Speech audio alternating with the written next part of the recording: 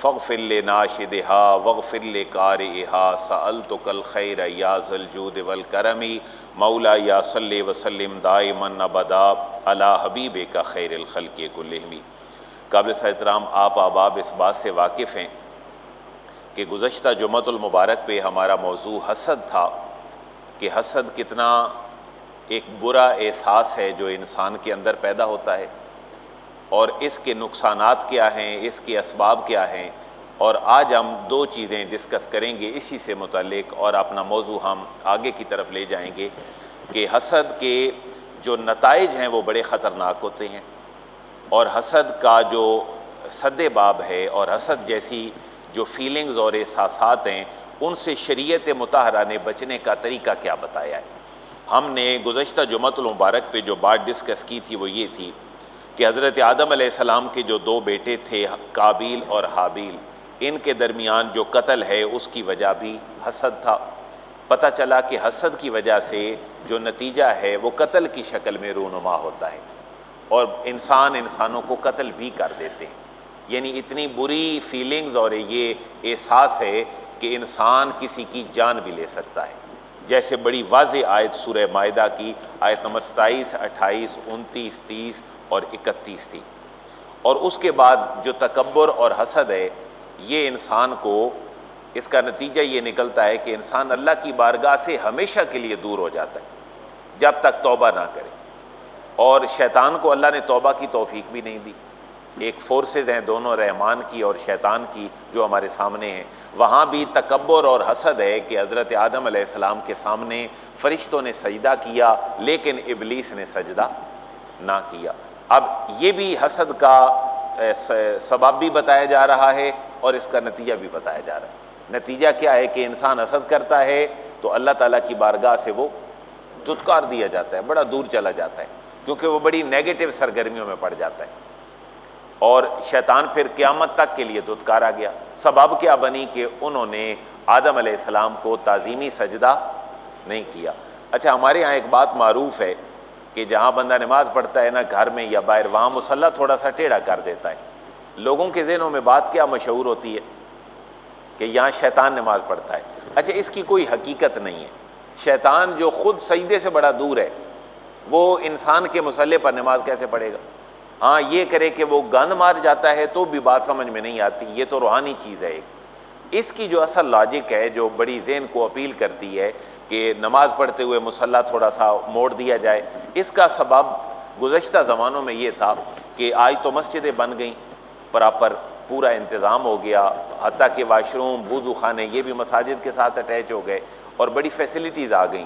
पहले ये होता था कि जमात के इंतज़ार में कोई बैठा है किसी जगह पे, छोटी सी मस्जिद है, तो उसने कहा नमाज का टाइम हो गया है, नमाज उसने वेट किया, कोई नहीं आया, अपनी नमाज पढ़ी या दो बंदे इकट्ठे हो गए जमात करा ली, तो मुसल्ला निशानी के तौर पर वो उलट कर दिया जाता ताकि लोगों को पता चल जाए कि यहाँ अपने वक़्त की जो ड्यू नमाज है, पहली बार जमात, वो अदा हो चुकी है, अब कोई बंदा इसका वेट ना करे।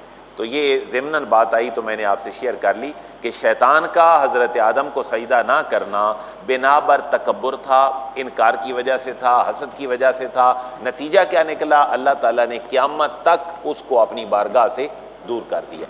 तीसरी बात आपसे शेयर की थी, हज़रत यूसुफ़ अलैहिस्सलाम के भाइयों ने हज़रत यूसुफ़ के साथ क्या किया, हसद किया। यहाँ एक नतीजा निकलता है कि हमेशा नुकसान हसद करने वाला उठाता है। जिससे हसद किया जाए वो कभी भी नुकसान नहीं उठाता, बल्कि अल्लाह उसको तरक्की देता है। जैसे हज़रत यूसुफ़ अलैहिस्सलाम के भाइयों ने काम मुकम्मल करना चाहा, किस्सा तमाम करना चाहा यूसुफ़ का, पहले कुएं में फेंका, फिर बेच दिया, हासिद ग़ुलाम बन गए कि भाई अर्ज़ मुक़द्दस शाम और फ़लस्तीन से कहत के बाद गल्ला लेने आए मिस्र में, तो हज़रत यूसुफ़ अलैहिस्सलाम के बाद मिस्रियों ने, किब्तियों ने, फ़िरौनियों ने इनको नस्ल दर नस्ल अपना ग़ुलाम बना लिया। हत्ता कि अल्लाह ताला ने बहुत सारे सालों बाद हज़रत मूसा अलैहिस्सलाम को सिर्फ़ इस कौम को ग़ुलामी से निकाल कर दोबारा अर्ज़ मुक़द्दस में ले जाने के लिए मबूस फरमाया। इसके ऊपर मैंने 5 पारों की निशानदेही की थी कि कुरान ने बिखरे हुई जगहों पर, मुख्तलिफ़ जगहों पर यह वाक़या हमारे सामने रखा है। लेकिन जो महसूद होता है, जिससे हसद किया जाता है, उसको तो अल्लाह ने तरक्की अता फरमाई। कैसे कि उन्होंने कुएं में फेंका, अल्लाह ने वहाँ से बचा लिया। उन्होंने बेच दिया, अल्लाह ने वहाँ से ही बचा लिया। उन्होंने गलत सोचा, अल्लाह ने उनको इक़्तिदार अता फरमा दिया, और इक़्तिदार भी इतना अता फरमाया कि वो जो हासिद भाई थे आखिरी दम तक वो अपने भाई के मोहताज रहे। पता चला हसद जो है ये हासिद को हमेशा नीचे ले जाता है, ऊपर की तरफ नहीं लेकर जाता। और अहले किताब की आधी बात मैंने आपसे शेयर की थी, आधी आज शेयर करके हम नताइज की तरफ जाते हैं कि अहले किताब ने नबी रहमत के आने के बाद सिर्फ हसद की वजह से, जिसको कुरान ने कैटेगोरिकली हसद का, मैंने आयत आपके सामने रखी थी, सूरह निसा की आयत नंबर 54 है, अम यहसुदून अन्नासा, कि ये हसद करते हैं ए हबीब करीम आपसे और आपके सहाबा से हसद करते हैं कि ये नबुव्वत, ये आसमानी किताब के हामिल माज़अल्लाह ये गरीब किस्म के लोग बन गए। जनाब बिलाल की वो मिसालें देते थे और सहाबा की मिसालें देते थे, और यहूदी और ईसाई अपने आप को बड़े लिटरल समझते थे कि हम बड़े पढ़े लिखे लोग हैं, और ताने के तौर पर वो अरबों को उम्मी कहते थे कि इनको तो पढ़ना लिखना नहीं आता। अल्लाह फरमा रहा है कि इंटेलेक्ट का मेयार और बड़ा होने का मेयार सिर्फ लिखना नहीं है। अल्लाह ने इतना हाफजा अता फरमाया था अरबों को कि इन्हें 100 पुश्तों के अपने नसब याद होते थे। मैं और आप देख लें दौरे जदीद में शायद 5 से ज़्यादा हमें किसी के फ़ोन नंबर भी ना आते हों। बड़े प्यारे अपनी फैमिली के घर के सारे लोगों के फ़ोन नंबर याद करना भी इस इंतहाई मसरूफियत के दौर में मुश्किल है। अल्लाह ने इतना बड़ा हाफसा दिया, और नबी रहमत का नसब, घोड़ों के नसब और अरबों की पूरी शजात और बहादरी की दास्तानें, उनकी किस्सा गोई की दास्तानें, ये उनके इंटेलेक्ट का मेयार था। हसद क्या करने लगे कि अरबों के अंदर, उम्मियों के अंदर नबूवत कैसे आ गई। अब इस हसद का रिजल्ट क्या निकला, जो हम रिजल्ट में साथ साथ बता रहा हूं कि हासिद हमेशा नुकसान में रहता है। यहूदी और ईसाइयों को नुकसान ये उठाना पड़ा कि वो नबी रहमत की नबूवत के इकरार से मारूम रह गए, कुरान की बरकत वाली तालीमात से मारूम रह गए। वजह क्या बनी? सिर्फ हसद, नबी रहमत से हसद, मुसलमानों से हसद। अच्छा, यहाँ हम ना मौजू को थोड़ा खोलेंगे कि इंसान जब हसद करता है तो वो आखिरी हद तक जाने की कोशिश करता है। जैसे काबिल ने हाबिल को क्या कर दिया, सिरे से ही ख़त्म कर दिया। लेकिन यहूदियों ने जब हजूर से हसद किया, एक तो हिदायत से मारूम रहे, और यहाँ मौजू में थोड़ा बदलने लगा हूँ जो आज की बड़ी ज़रूरत है कि यहूदियों ने इस हसद की वजह से नबी रहमत के ऊपर जादू भी किया। तो आजकल भी अगर सोसाइटी के अंदर कोई इस तरह की बातें होती हैं तो वो किस वजह से होती हैं? हसद की वजह से होती हैं। लोग हसद करते हैं, किसी को अच्छे माहौल में देख नहीं सकते तो मारना तो चले उनके बस में ना हो, लेकिन क्या कर देंगे? जादू कर देंगे, बंदिश कर देंगे। अब यहाँ पर थोड़ी हमें तरबियत की ज़रूरत है कि क्या जादू की हकीकत क्या होती है। नबी रहमत के ऊपर जादू हुआ, यहूदियों ने किया, हसद की वजह से किया। अल्लाह ताला ने नबी मेहरबान को इस कैफियत से निकालने के लिए क्या तालीमात इरशाद फरमाई। आज ये बात जिक्र करनी बहुत ज़रूरी है ताकि हमारे लोग जो परेशानियों का बेचारे शिकार हो जाते हैं वो इन परेशानियों से निकल जाएं। एक बात तो तरबियती पहले ये है कि हासिद और कुछ भी ना करे, हसद की निगाह भी डाल ले तो कम अज़ कम नज़र लगना तो बरहक होता है, क्योंकि हासिद की नज़र पाक नहीं होती। हासिद की नज़र हमेशा नापाक है, क्योंकि वो अंदर आग में जल रहा है। और मिसाल भी नबी रहमत ने यूं दी कि हसद से बचो, क्योंकि हसद नेकियों को ऐसे खा जाता है जैसे आग लकड़ी को खा। ये हासिद की बुनियादी तौर पर मिसाल है कि हासिद अपने अंदर जब किसी को अच्छी कैफियत में देखता है, जो अल्लाह ने उसको नेमत दी होती है, उसके अंदर क्या लग जाती है? आग लग जाती है, और ये आग भड़क उठती है। फिर वो आता है इस चीज़ की तरफ कि वो जादू करा दे, बंदिश करा दे। पहली बात ये नोट कर लें, जादू का होना, बंदिश का होना, नज़र का लगना, ये बरहक है। अगर कोई इसको डिनाई करता है किसी अकलियत पसंदी और इंटेलेक्ट के मेयार पे आके, तो वो अपना एक इंटेलेक्ट तो शो कर रहा है कि मेरी अकल इस बात को तस्लीम नहीं करती, लेकिन हकीकत दीनी ये है कि नज़र भी बरहक है, जादू होना भी बरहक है, बंदिश होना भी बरहक है, लेकिन उसका तरीका वही हक है उठाने का जो अल्लाह ने अपने नबी मेहरबान की विसातत से मुझे और आपको अता फरमाए। उसके ऊपर हम थोड़ी सी गुफ्तगू करेंगे, लेकिन उससे पहले मैं 2 हदीसें और सुनाना चाहता हूँ। बड़ी कीमती हदीसें हैं कि जो बेहतरीन दिल है, जो इंतहाई इनोसेंट दिल है, पाक दिल है, शीशे की तरह दिल है। नबी मेहरबान ने फरमाया वो सिर्फ वो दिल है जो हसद और तकब्बुर से पाक होता है। जिस दिल के अंदर हसद आ जाता है, जिस दिल के अंदर बढ़ाई आ जाती है कि मैं बहुत बड़ा हूं, वो दिल पाक दिल नहीं रहता, जैसा पाक दिल अल्लाह और उसके रसूल को मतलूब है। आपको ये याद होगा, हमारा ये आज का चौथा जुमा सूरह आल इमरान की आयत की ही तशरीह है, और वो क्या है कि लक़द मन्नल्लाहु अलल मोमिनीना इज़ बाअस फ़ीहिम रसूला, अल्लाह ने मोमिनों पर एहसान अजीम फरमा दिया जब उन्हीं में से ही नबी रहमत को उनके अंदर मबूस फरमा दिया। उस नबी मुकर्रम की शान क्या है? यतलू अलैहिम आयाती, अल्लाह की आयात की उनके सामने तिलावत फरमाता है, और वयुज़क्कीहिम, उनका तज़किया कर देता है। तज़किया क्या है? पाकी। नबी मेहरबान इन अपने ईमान लाने वालों के सामने कुरान की आयात की तिलावत भी फरमाता है और इनका तज़किया नफ्स भी करता है। तज़किया नफ्स क्या होता है? इंसान का बातिन हर उस गिलाजत से पाक हो जाए जो गिलाजत उसको अल्लाह और उसकी रसूल की रजा तक पहुंचाने में रुकावट बन गई। आप अपने घर के किचन की एक थोड़ी सी नाली देख लें, जहाँ पर आप बर्तन धोते हैं ख़वातीन, वहाँ देखें, वहाँ आपकी थिलाहट की वजह से, फैट की वजह से वो बंद हो जाती है। अब मकसूद तक चीज़ें नहीं पहुँच रही। अल्लाह ने इस दिल को बनाया था कि ये पाक रहे, साफ़ रहे, शफाफ रहे, इसमें अल्लाह का नूर हो, उसके नबी मेहरबान का नूर हो, कुरान का नूर हो, और इंसान एक बेहतरीन पाकीज़ा इंसानों के मुआशरे में रहे। तो नबी रहमत से पूछा गया, आपने फरमाया हजूर अफसल आदमी कौन है? आपने फरमाया कुल्लो महमूमिल कल्बे सदूकुल लिसान, हर साफ दिल वाला, सच्ची जुबान वाला, ये सबसे अफसल है। हजूर ने दो निशानियां बयान की, एक है साफ दिल वाला और एक है सच्ची जुबान वाला। सच्ची जुबान का तो सहाबा को पता था। उन्होंने अर्ज किया हजूर सच्ची जुबान वाला तो पता है कि सच बोलता है, खिलाफे वाक़े बात नहीं करता, लेकिन सच्चे दिल वाला कौन है? आपने फरमाया हुवा तकियो अन्नकियो ला इस्म फीह वला बगिया वला गिल्ला वला हसदा। आखिरी लफ्ज़ समझ आया नहीं?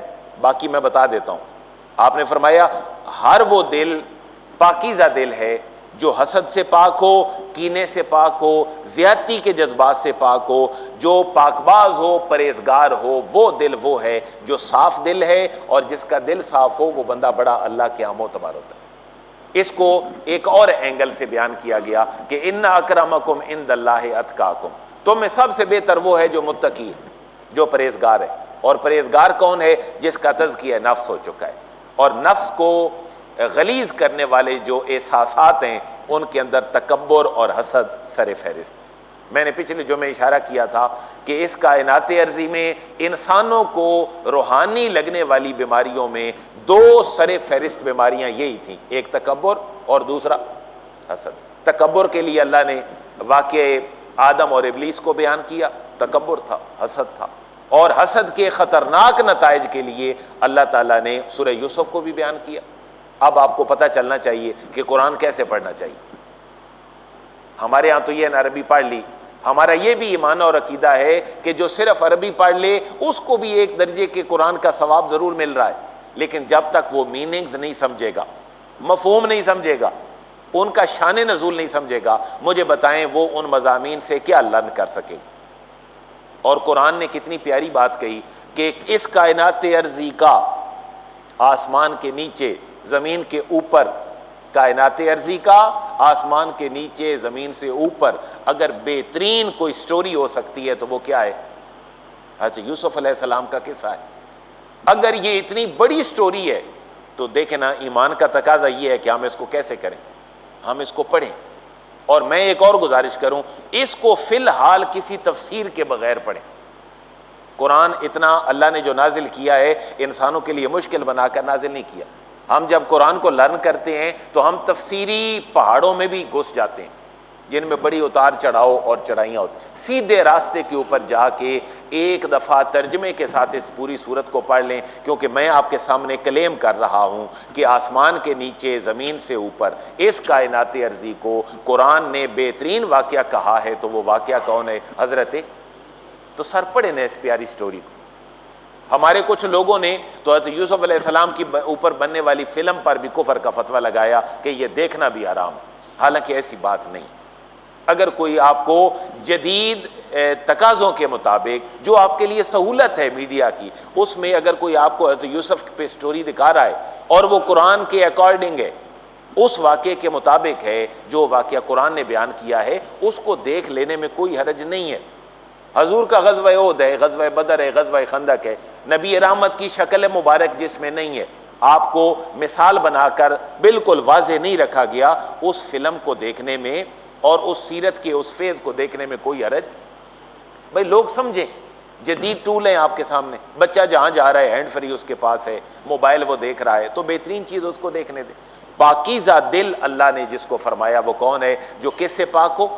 हसद से पाक हो, तकब्बुर से पाक हो, बगावत से पाक हो, मैं इससे पाक हो। ये वो दिल है जो अल्लाह फरमा रहा है बड़ा दिल है। एक और बात, बड़ी रहनुमा बात, हसद से इंसान बच कैसे सकता है? नबी मेहरबान ने यह फरमाया, भाई तुम्हारे सामने मेयार ये हो कि जब दुनियादारी को देखो कि दुनियादार के पास बड़ा पैसा है, अल्लाह ने इसको गाड़ियां दी हैं, बहुत बड़ी कोठी दी है, अपने से तुम नीचे वाले को देखो। लेकिन अगर किसी को कुरान पढ़ने में आला देखो और नॉलेज में और इल्म में बहुत देखो, तो फिर अपने से बड़े वाले को देखो, ताकि तुम भी भागकर मुसाबकत के जज्बे से, रेस लगाने के जज्बे से, मुनाफसत के जज्बे से रश्क करते हुए तुम भी ऐसा बनने की कोशिश करो। और मैं पहले भी अपनी सोच आपके सामने रख चुका हूँ, मुझे अल्लाह ने जो कुरान और हदीस और इस मॉडर्न एजुकेशन के बाद दी कि सिर्फ हाफ़िज़ कुरान पे ही रश्क ना किया जाए, सिर्फ एक मस्जिद के इमाम और ख़तीब पे ही रश्क ना किया जाए, उस एक आला नफीस डॉक्टर के ऊपर भी रश्क किया जाए जो एक आलिम और हाफिज़ की जान बचा लेता है, और उस इंजीनियर के ऊपर भी रश्क किया जाए जो बहुत आला मटीरियल के साथ आपकी बिल्डिंग बना देता है, जो आपके साथ कारोबार आला करता है, वो कारोबार का आलिम है। और ज़रूरी नहीं कि वो किताबें पढ़ के कारोबार का आलिम बनाओ, ज़रूरी नहीं उसने BBA किया हो, ज़रूरी नहीं उसने MBA किया हो, ज़रूरी नहीं उसने कॉमर्स पढ़ी हो, लेकिन वो रियल स्टेट में दुनिया के बड़े कारोबारों में कमाल कारोबार करता हो, तो ये बहुत बड़ा आदमी है, ये बंदा सोसाइटी के लिए मुफीद है। ये मस्जिद में आपको जो जगमग चीज़ें नज़र आ रही हैं, ये मेरी जेब से तो नहीं लगी। मेरी से मुराद ये है कि जो आलिम है, मिंबर पे बैठने वाला है, मेरी जेब से तो शायद 1 रुपया भी इनमें नहीं लगा। ये किसने पैसे दिए? लोगों ने दिए। किन लोगों ने दिए? जिनको अल्लाह ने माल दिया है। और जिनको अल्लाह ने माल दिया है और वो अल्लाह के रास्ते में खर्च कर रहे हैं, वो इस काबिल हैं कि उनके ऊपर रश्क किया जाए। और नबी मेहरबान ने फरमाया 2 आदमियों के ऊपर रश्क करना जायज़ है। रश्क मीन इन जैसा होना, इनसे आगे बढ़ना। एक वो जिसको कुरान का नॉलेज दिया गया और वो सुबह शाम लोगों को बांटता है, और एक वो बंदा जिसको अल्लाह ने माल दिया है और सुबह शाम दिन रात वो लोगों की वेलफेयर के लिए अपने माल को खर्च करता है। इन दोनों आदमियों के ऊपर रश्क करना जायज़, लिहाजा इसकी तफहीम भी मेरे भाइयों बहुत ज़रूरी है। तो नबी मेहरबान ने, सही बुखारी की हदीस है, 6490 नंबर है, आपने फरमाया जब तुम में से कोई शख्स किसी ऐसे आदमी को देखे जो माल और शक्ल व सूरत में उससे बढ़कर है, तो उसे ऐसे शख्स का ध्यान करना चाहिए जो इससे कम दर्जा का है। मैं यहाँ अभी मेरे जहन में आई दुआ, आपने दुआ पढ़ी, अपने से कमज़ोर आदमी को अगर देखो जो सेहत में कमज़ोर है, हुस्न व जमाल में कमज़ोर है, माजूर है, तो दुआ क्या पढ़नी चाहिए? अल्हम्दुलिल्लाहिल्लज़ी फ़द्दलनी अला कसीरिम मिम्मन खलक़ तफ़दीला। ऐ अल्लाह, तूने, तेरा शुक्र है, तूने मुझे कितने लोगों से बढ़कर अता फरमाया। दरस निज़ामी की जो किताबें पढ़ाई जाती हैं उनके अंदर पर्शियन की किताबें भी हैं, करीमा सादिया है, गुलिस्तान है, बोस्तान है। जो बंदा बैचलर पर्शियन रख के करेगा, मदरसे में ना भी पढ़ा हो, वो तब भी ये किताबें पढ़ेगा। वहाँ शेख सादी की एक बड़ी प्यारी दास्तान लिखी हुई है। शेख सादी फरमाते हैं कि मेरे पाँव में जूता नहीं था, मैं अल्लाह से शिकवा कर रहा था कि अल्लाह कैसा बंदा हूँ तेरा, कि बंदा तेरा हूँ, पाँव में जूता नहीं दिया तूने, इतनी गुर्बत है, मुफलसी है। कहती है मैं जुमा के लिए मस्जिद में गया इज्तिमा में, तो मैंने वहाँ देखा कि एक बंदे की टांग और पाँव ही नहीं, एक बंदे की टांग पाँव ही नहीं है, माजूर है। तो मैंने अल्लाह का शुक्र अदा किया कि अल्लाह तूने मुझे इससे तो ज़्यादा दिया है, कि मुझे टांग और पाँव तो दिया है, तो इसको मुझसे थोड़ा दिया है। तो ये वो बात है कि जब बंदा देखे तो अल्लाह का शुक्र अदा करे, हुस्न व जमाल में देखे, माल में देखे तो दुआ पढ़े, अल्हम्दुलिल्लाहिल्लज़ी फ़द्दलनी अला कसीर मिम्मन खलक़ तफ़दीला। ऐ अल्लाह, तूने बहुत सारे लोगों पर मुझे फजीलत और शरफ़ दिया है, तो अल्लाह का शुक्र अदा करे।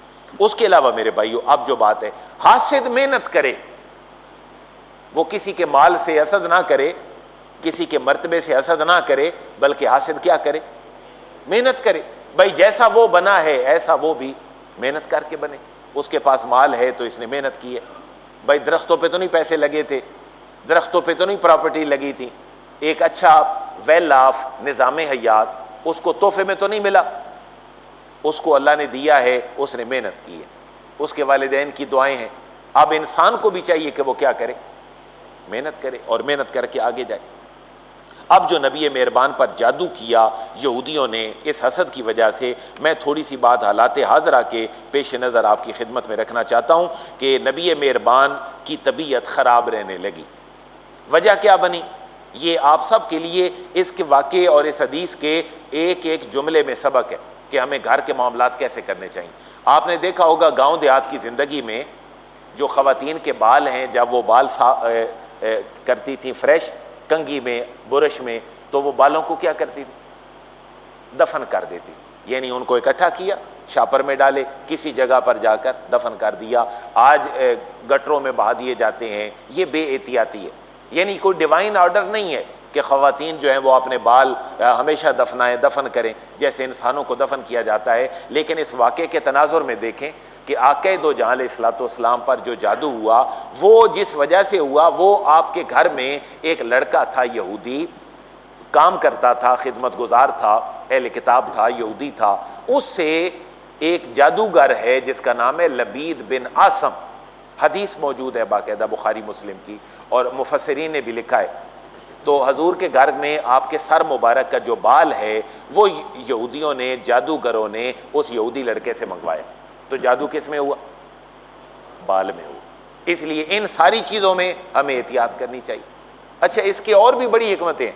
भाई अगर ख़वातीन बाल संभाल कर नहीं रखेंगी, बाहर फेंक देंगी, किसी परिंदे के परों में अड़ जाएगा, उसके पंजों में अड़ जाएगा, वो कहीं हैंग हो जाएगा, लटक जाएगा, गटर बंद हो जाएंगे। यानी ये छोटी छोटी बातें हैं, इनको बड़ा लंबा भी किया जा सकता है। लेकिन एहतियात देखें ना उन सोबर लोगों की कि जिन्होंने हमें अपनी तहजीब और तमद्दुन प्रैक्टिकली कन्वर्ट किया। नबी मेहरबान का बाल लिया, उसके ऊपर जादूगरों ने 11 गिरें लगाएं। लबीद बिन आसम जो है उसका बाकायदा नाम लिखा गया। और ये उस वक़्त हुआ जब काफरों के, मुशरिकों के, मक्के के, मुनकरीन के, यहूदियों के, मदीने वालों के और ईसाइयों के जो मदीने वाले हैं उनके सारे हरबे ठप हो गए। बदर में अल्लाह ने फतह दे दी, ओहद में अल्लाह ने फतह दे दी, सुलह हुदैबिया हो गया। 7 हिजरी के बाद इन्होंने मिल बैठ के सोचा इस बंदे का क्या करें। 13 साल मक्के में हमने इसको हिसार में रखा तो हम तो कामयाब नहीं हो, ताइफ में पत्थर भी मारे, सारा कुछ किया, अब क्या किया जाए। आखिरी हरबा क्या था कि जादू की तरफ आ गए। नबी मेहरबान के बाल लिए गए आपके घर से, जादूगरों ने उसके अंदर 11 गिरें लगाई और उसको एक कुएं के अंदर, कोई जो ताकतें हैं नारी, उनके ज़रिए कुएं के नीचे, पत्थर के नीचे वहाँ उसको दफना दिया। हजूर को कैसे पता चला? अम्मा आयशा की एक हदीस मुबारका है कि आपने, नबी मेहरबान ने अम्मा आयशा को बतलाया, आयशा मेरी तबीयत ख़राब रहती है, मैं बड़ा परेशान हूँ। तबीयत पे होता क्या था, बोझल हो जाती थी तबीयत, लेकिन उसका नबुव्वत पे असर नहीं था। ये बात ज़हन में रखें। हजूर की पर्सनैलिटी पे असर था लेकिन नबुव्वत पे उसका असर। उसकी एक मिसाल समझें, आपको बहुत बड़ी, जैसे सूरज है हमारे सामने है, इसके सामने आप 0 का बल्ब लगा दें या 100 वाट का बल्ब लगा दें, इसकी उसके आगे क्या हैसियत, कुछ नहीं है। अब नबी मेहरबान को जो अल्लाह ने नबुव्वत का नूर दिया वो तो सूरज चांद से भी बड़ा था, लेकिन जो नार की कैफियत थी, जो अमल की कैफियत थी जादूगरों की, वो नूर नबुव्वत के मुकाबले में कुछ भी नहीं थी। लेकिन पर्सनैलिटी के ऊपर हजूर की उसका असर था। सर दर्द रहता, तबीयत बोझल होती, वजह कोई ना पता चलती। अम्मा आयशा से आप जिक्र करते, एक रात आप सुबह उठे जब तो बड़े खुश थे, अम्मा आयशा को बतलाया, अय आयशा, मैंने अपने रब से जिस बारे में दरियाफ्त किया था, मेरे रब ने मुझे उस बारे में आगाह कर दी। अम्मा आयशा को आपने पूरी तफसील बताई। आप में से ये को पढ़ना चाहे तो ये ज़ियाउल कुरान की 5वीं जिल्द है, कुल औज़ु बिरब्बिल फलक और कुल औज़ु बिरब्बिन नास के ज़मन में पीर करम शाह साहब रहमतुल्लाह ताला अलैह ने पूरी डिटेल लिखी है। वैसे बुखारी मुस्लिम की ये हदीसें हैं, मेरे लेक्चर में भी ये मौजूद हैं, लेकिन वो प्रिंटेड नहीं है, आप यहाँ से देख सकते हैं। अम्मा आयशा ने पूछा, हुज़ूर क्या मसला हुआ था? कुशादगी हो गई है। वाक़या क्या था? आपने फरमाया आयशा रात को ख्वाब में दो बंदे आए, एक मेरे पाँव की तरफ खड़ा हो गया और एक मेरे सर की तरफ खड़ा हो गया। ये बुखारी मुस्लिम की हदीस भी है। तो वो दोनों आपस में कन्वर्सेशन करने लगे कि एक सर की तरफ खड़े होने वाला बंदा पाँव की तरफ खड़े होने वाले बंदे से पूछने लगा, भाई ये शख्सियत कौन है? उन्होंने कहा ये अल्लाह के हबीब खातमुन नबीयीन मोहम्मद मुस्तफ़ा है। आपस में कन्वर्सेशन हो रही है। बतलाया हजूर को जा रहा है, ये वही की एक शक्ल है। वही की और भी शक्लें हैं, जैसे जबरील अमीन का अपनी असली शक्ल में आना, जैसे मेराज के ऊपर आपको ज़ियारत हुई जबरील अमीन की, इसी तरह किसी साहबी की शक्ल में आ जाना। अब दो बंदों की शक्ल में ये कन्वर्सेशन हो रही है। ये कौन है? बतलाया गया ये नबी मेहरबान है। इनको क्या हुआ है? मैं इनके ऊपर जादू कर दिया गया। आपस में वो दो लोग कन्वर्सेशन कर रहे हैं जो फरिश्ते हैं अल्लाह की तरफ से। अच्छा किसने किया है? मैं ये लबीद बिन आसम ने किया। कैसे किया है? मैं ये जो हजूर का खादिम है यहूदी लड़का, इससे कैसे किया है? हजूर के बालों को लिया है। तो क्या किया? कहते उसके ऊपर गंदी चीज़ें पढ़ के उसको 11 गिरे लगाई गई हैं। वो बाल किधर है? कहते हैं वो कुआं है मदीना मुनव्वरा का जिसका नाम है जी अरवान। बेरे अरीस भी लिखा है, जरवान भी लिखा है। ये तीनों कुओं के नाम लिखे हैं जो हदीस में मौजूद है, वहाँ है। तो नबी मेहरबान अलैहिस्सलाम को उनकी कन्वर्सेशन में उन्होंने कहा इसका फिर हल क्या है? उन्होंने फिर नबी मेहरबान को जिब्रील अमीन ने कुल आऊज़ु बिरब्बिल फलक और कुल आऊज़ु बिरब्बिन नास 11 आयात अल्लाह की तरफ से वही दी कि ए हबीब अब आप अपने जानिसार साहबा को भेजें और वो जरवान ज़ियरवान बेरे अरीस इस कुएं से वो पानी निकालें। उसके नीचे पत्थर है, पत्थर के नीचे ये बाल हैं। आपके बालों को 12 गिरें लगी हैं। एक एक आयत पढ़ते जाएं, एक एक गिरा खोलते जाएं, अल्लाह आपकी बीमारी को दूर फरमा दे। तो कुल आऊज़ु बिरब्बिल फलक और कुल आऊज़ु बिरब्बिन नास अल्लाह तबारक व तआला ने नबी मेहरबान को जादू, बंदिश, बुरी नज़र इसके तोड़ के लिए आक़ा दो जहां अलैहिस्सलाम को अता फरमा। और फिर सहाबा ने अर्ज़ किया या रसूलल्लाह पता तो चल गया लबीद बिन आसम है, इसका सर कलम कर देते हैं। नबी मेहरबान ने फरमाया नहीं, अम्मा आना जहाँ तक मेरा ताल्लुक़ है फ़क़द शफ़ानी अल्लाह, मेरे अल्लाह ने मुझे तो शिफा दे दी है। व अकराहो और मैं इस बात को नापसंद करता हूँ अन असीरा अलन्नास से शर्रा कि मैं लोगों में मज़ीद फितने की आग भड़का दूँ। ये भी एक तरीका है कि कोई आपके ऊपर अमल कर रहा है तो क्या करें? माफ़ कर देने में, अगर अल्लाह कुशादगी कर दे तो माफ़ कर देने में ही बेहतरी है। नबी मेहरबान ने भी अपने हासिद अपने जादूगर को क्या कर दिया? माफ़ कर दिया। अब मैं एक और बात, जितने नौजवान बच्चे बैठे हैं या सोशल मीडिया पे हमारा ये लेक्चर सुनते हैं, मैं उनसे ये गुजारिश करता हूँ कि नबी मेहरबान ने ये 11 आयात पढ़ के सिर्फ अपने इस मसले का हल करके ख़त्म नहीं कर दिया, बल्कि नबी मेहरबान की आदत मुबारक थी। सही बुखारी की हदीस है 50-17, इसको अपने ज़हन में नोट कर लें। सही बुखारी हदीस नंबर 50-17, जिनको 50-17 समझ नहीं आता 5017, क्योंकि बच्चों को 26 नहीं ना पता होता, 26 पता होता है, तो 5017 50-17 हदीस मुबारक है।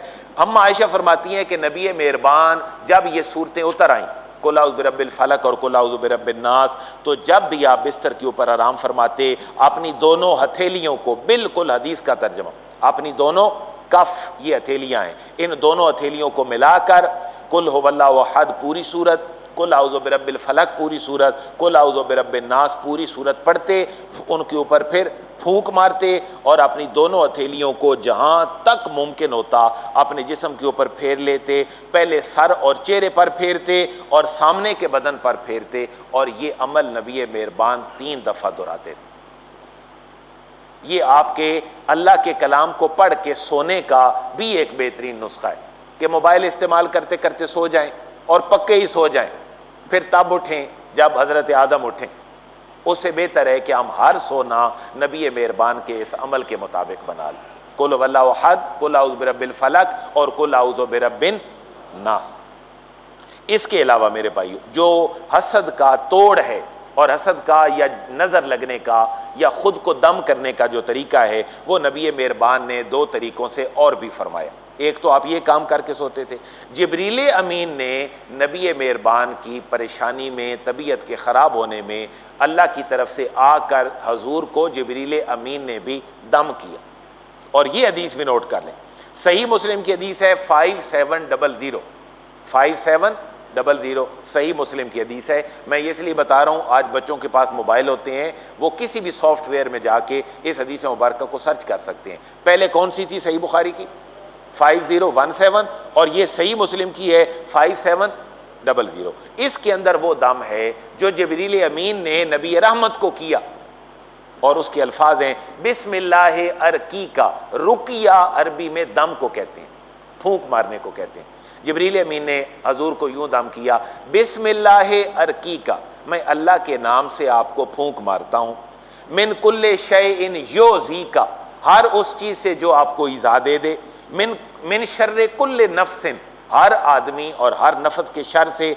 औ ऐनिन हासिदिन, या हासिद की बुरी निगाह से मैं अल्लाह की पनाह में आपको देता हूं, फूंक मारता हूं अल्लाह के नाम से। आपने अगला तर्जमा खुद करना है, अल्लाह यशफी का, अल्लाह आपको शिफा अता फरमाए। बिस्मिल्लाह अर्की का, मैं अल्लाह के नाम से आपको फूंक मारता हूं। मैं एक बात यहां और अर्ज करना चाहता हूं, हमारी सोसाइटी में, आलम इस्लाम में बहुत सारे लोग ऐसे भी हैं जो दम के और रुकिया को जायज़ नहीं समझते, इसको शिरक समझते हैं। अहले सुन्नत का मौक़िफ़ क्या है, ये बात भी सुन लें। दो तरह की हदीसें मौजूद हैं। नबी मेहरबान के सामने दम करने, फूंक मारने की बात की गई कि मैं मारूं, नबी रहमत ने मना फरमा दी, नबी रहमत ने मना फरमा दी। अब हमारे वो दोस्त जो दम को शिरक कहते हैं, वो इस हदीस को पढ़ते हैं, लेकिन रीज़न देखें हजूर ने मना क्यों फरमाया। जब हजूर ने वो दम उससे सुना, वो कुरान व हदीस नहीं बल्कि शिरकिया कलिमात थे, तो हजूर ने क्या फरमाया कि अब दम और फूंक मारना जायज़ नहीं है। मैं आपके सामने बुखारी मुस्लिम की और हदीसें भी पेश कर देता हूँ, आप यहीं से इसको देख भी लीजिएगा। बुखारी मुस्लिम में भी मौजूद हैं, बाकी जगहों पर भी। अब सही मुस्लिम की हदीस है, और हज़रत औफ बिन मालिक अशजई की रवायत है कि हम नबी मेहरबान की खिदमत में हाजिर हुए, या रसूलल्लाह, हम जाहिलियत में झाड़ फूंक किया करते थे, फूंक मारा करते थे, अब उसके बारे में आपका क्या इरशाद है? तो नबी मेहरबान ने फरमाया, जो पढ़ कर तुम दम किया करते थे वो मुझे सुनाओ।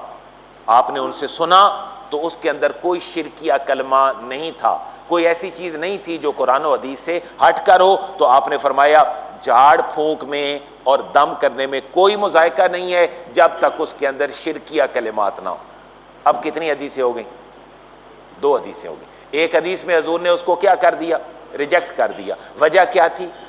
शिरकिया कलिमात थे। और दूसरी जगह पर मुस्लिम की हदीस है, मैंने आपके सामने रावी का नाम रख दिया कि वो किस लिए जायज़ करार दिया, क्योंकि उसके अंदर शिरकिया कलिमात नहीं थे। तो मेरे भाइयों, नबी रहमत ने जो दम किया खुद को, तो वो भी तो कुल औज़ु बिरब्बिल फलक और कुल औज़ु बिरब्बिन नास है, इसलिए दम कर लेने में कोई हरज नहीं है। नबी मेहरबान की बीमारी के अय्याम में अम्मा आयशा ने जो दम हजूर को किया, वो हजूर दम आम रूटीन में लोगों को किया करते थे। उस दम के अल्फाज क्या हैं? कोई भी बंदा बीमार हो, आप अव्वल आखिर दुरूद पाक पढ़ के, ये मसनून अमल जिसको कोई मकतब फ़िक्र का आलिम चैलेंज ही नहीं कर सकता, आप अपने बच्चे को दम कर लें, आप खुद को दम कर लें, तो बिल्कुल शरन मसनून है। वो क्या है? आप हॉस्पिटल में जाएं, मरीज को दम कर दें, अज़हिबिल बास रब्बन नास वशफ़ि अंत शाफ़ी ला शिफ़ा इल्ला शिफ़ाउ शिफ़ाअल ला युगादिरु सकमा। कितनी दफ़ा पढ़ना है ये? 3 दफ़ा। ये 3 दफ़ा पढ़ के दम कर दें, ये मसनून अमल है। बल्कि एक और अमल भी है, नबी रहमत ने फरमाया कि आप ये पढ़ के अगर कर लो तो आप, अगर अल्लाह ने इस बंदे की मौत नहीं लिखी इस बीमारी में, अल्लाह इसको ज़रूर शिफा दे दे। और वो क्या है? अस्अलुल्लाह अज़ीमा रब्बल अर्शिल अज़ीम अन यशफ़ियका। 7 दफ़ा पढ़ें और उसको दम कर लें। लिहाजा उन मेहरबान दोस्तों को भी ये गुजारिश है कि एक दूसरे की ज़िद में हम इस्लाम के जो ऑब्जेक्टिव्स हैं और इस्लाम की जो असल स्पिरिट है, हम उससे मारूम ना हो। दम करना, फूंक मारना शरन जायज़ है, और इसका दूसरे की तबीयत पर असर भी होता है। इसकी एक बात इब्न सीना के हवाले से मशहूर है कि वो दम का और फूंक मारने का मुनकिर था। उसने कहा, मुझसे मुनाजरा कर लो कि ये चीज़ें असर नहीं करती। आखिर कहते हैं मुनाजरा हुआ, एक आम सा बंदा उठा, उसने कहा, मैं इब्न सीना फ़िलासफ़र है, मैं इसको हराऊंगा। हराया कैसे? वो स्टेज पे आए, उसने उसको कहा, ए खर तू चेदानी, खोते तुझे क्या पता इन चीज़ों का। तो वक़्त का फ़िलासफ़र बहुत बड़ा, उसने जब खुद को सुना ना कि मुझे ये क्या कह रहा है, खोता, वो पसीनो पसीन हो गया। उसको ये कहा कि खोते का नाम तेरी तबीयत के ऊपर असर अंदाज होता है, तो अल्लाह रसूल का नाम क्यों नहीं तबीयत के ऊपर असर करता? आप समझे, किसी को गाली निकालें तो अगला क्या हो जाएगा, गुस्से में आ जाएगा। तो गाली असर करती है, तो अल्लाह और उसके रसूल का नाम और कलमा असर क्यों नहीं करता। लेकिन शर्त यह है कि मेरे भाइयों, पीरों को खुदा ना माना जाए, पीरों को खुदा ना माना जाए, तावीज़ को शिफा वाला अल्लाह की जानिब से माना जाए। जो अल्लाह कैप्सूल में, गोली में, इंजेक्शन में शिफा रख देता है, वो अगर किसी के दम फूंक में भी रख दे तो क्या हर्ज हो सकता। मुसलमान का बेहतरीन पता है अकीदा तौहीद क्या है, गोली असर नहीं करती, टीका असर नहीं करता, बल्कि अल्लाह की कुदरत से असर होता है, ये सबब है। तो अगर गोली में सबब आ गया अल्लाह की वजह से तो दम में भी आ सकता है। इसलिए अकीदा तौहीद मजबूत रखें और अल्लाह की ज़ात पर यकीन रखें। ये तावीज़ जो कुरान से बने हैं, जो हदीस के अल्फाज से बने हैं, इनकी तरफ से, अल्लाह की तरफ से शिफा है। लेकिन मुसब्बिबुल अस्बाब किसको समझा जाए, अल्लाह को। वमा अलैहि अल्लाह।